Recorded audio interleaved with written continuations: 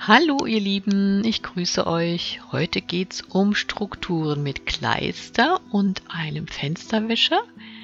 Vielleicht so in der Art, wie ihr es hier seht. Und wir starten gleich. Ich arbeite heute auf Papier.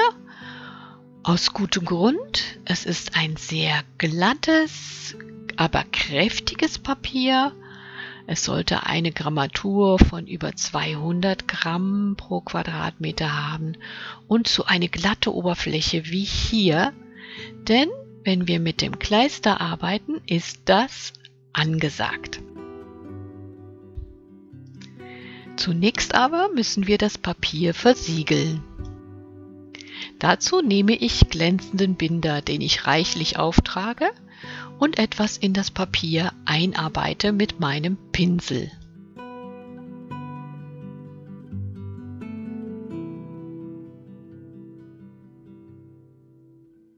Dabei nimmt das Papier natürlich die Feuchtigkeit aus dem Binder auf und es ist nicht zu vermeiden, dass sich das Papier wellt.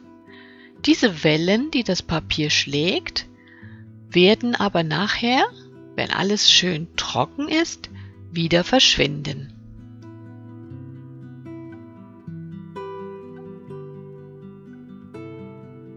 Wenn du es an der Luft trocknen lässt, dauert das ein paar Stunden.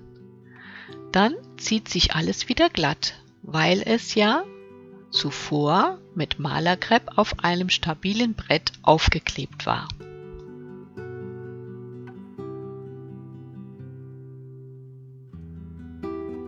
So, alles ist trocken. Hier seht ihr nochmal, wie die Oberfläche glänzt. Dann kann es jetzt mit der Kleisterfarbe losgehen. Den Kleister habe ich mir schon vorbereitet.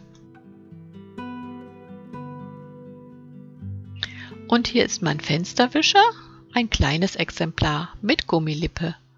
Ich werde es mal ausprobieren. Ich habe aber noch einen zweiten. Dann kommt natürlich die Frage, welche Farbe?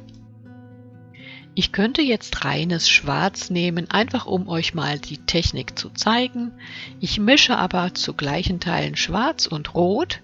Das ergibt so ein etwas schmutziges Dunkelrot. Und manchmal mag ich schmutzige Farben. Dazu kommt eine gute Portion Kleister. Und ich mische alles, bevor ich es auftrage.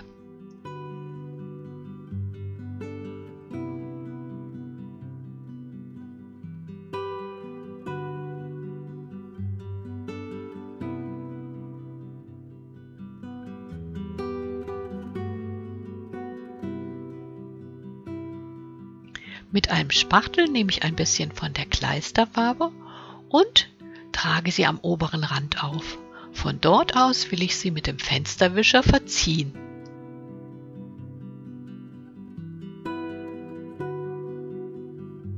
Für bessere Effekte sprühe ich noch etwas Wasser auf.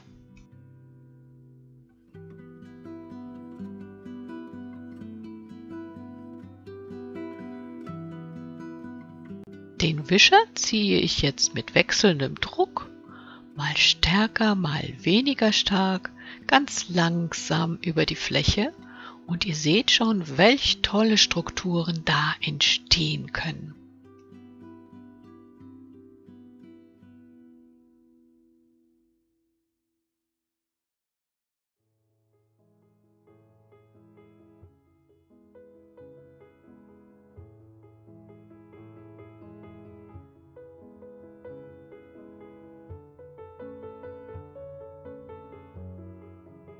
Probiert es einfach mal aus. Manchmal ziehe ich den Wischer ganz ohne Druck und manchmal gebe ich mehr Druck oder unterbrochenen Druck.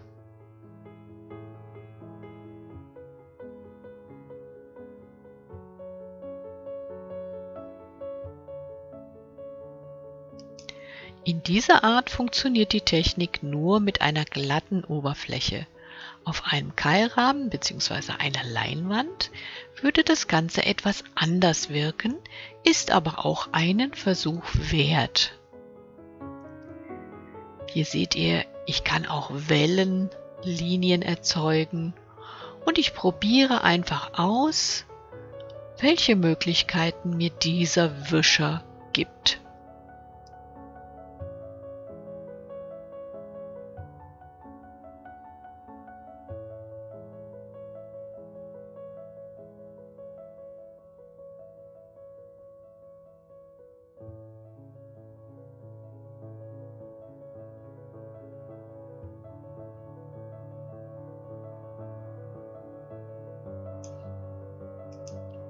Hier übe ich nochmal etwas festeren Druck aus.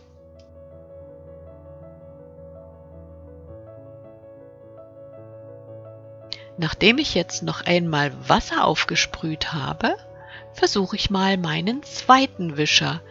Er hat eine etwas andere Gummilippe und, wie man sieht, ergeben sich ganz andere Strukturen.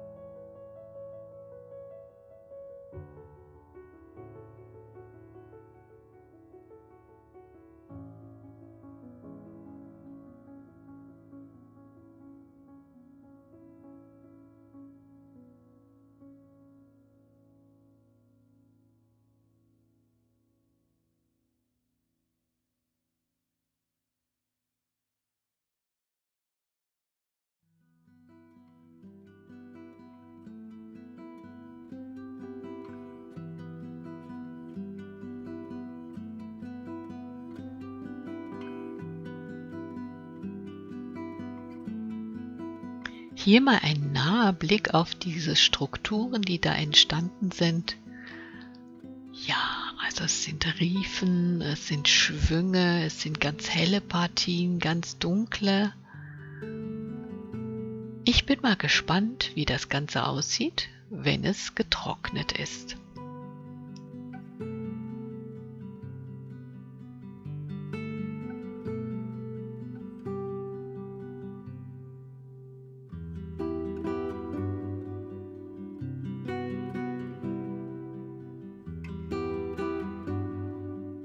Ja, das Ganze ist jetzt gut getrocknet. Am besten lasst ihr es die ganze Nacht über trocknen. Bevor ich jetzt weitermache, muss ich das Bild erstmal ein bisschen fixieren. Dazu nehme ich diesmal einen matten Acrylbinder. Der sorgt dafür, dass die Strukturen auch nicht aufweichen, wenn ich später mit etwas flüssigerer Farbe darüber male.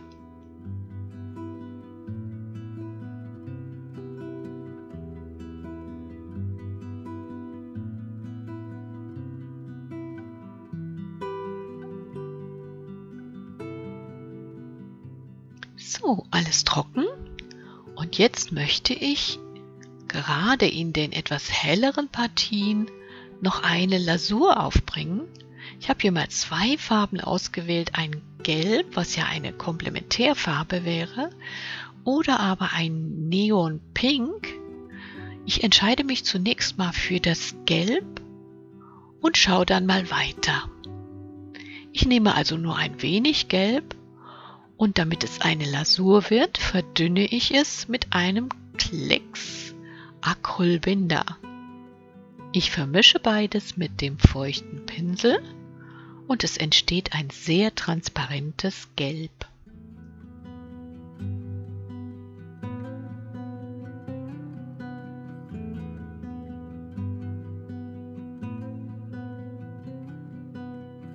Eine solche Lasur könnt ihr nur partienweise anwenden oder auch über das gesamte Bild, dann verändert sich auch die Grundfarbe. Ich habe mich entschlossen, jetzt doch noch etwas von dem Neon Pink hinzuzufügen, um dem Ganzen etwas mehr Lebendigkeit zu geben.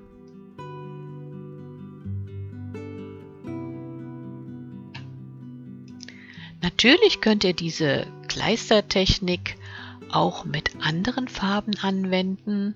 Ihr könntet auch eine hellere Farbe mit dem Kleister vermischen oder eine leuchtendere Farbe. Dann habt ihr weniger Kontraste und das Ganze wirkt etwas freundlicher und heller. Alles noch einmal gut trocknen und dann ganz vorsichtig die Ränder abziehen. Ein solches Bild könnt ihr natürlich prima auch weiter ausarbeiten oder es als Hintergrund verwenden. Ihr könnt diese Technik auch partiell in einem anderen Bild anwenden. Es gibt so viele Möglichkeiten. Mit der Kleisterfarbe werde ich euch in folgenden Videos noch weitere Möglichkeiten zeigen. Und es bleibt auf jeden Fall spannend. Wenn ihr mich jetzt fragt, was mache ich denn mit einem Bild, was ich auf Papier gemalt habe, wenn ich es nicht hinter Glas rahmen möchte? Ihr könnt es wunderbar auf ein Holzbrett aufziehen. Dazu gibt es auch ein Video, was ich euch in der Beschreibung verlinke. Und hier seht ihr nochmal mein Versuch mit dem Fensterwischer. Und ich bin ganz begeistert, was alles für Strukturen und Texturen dort entstanden sind.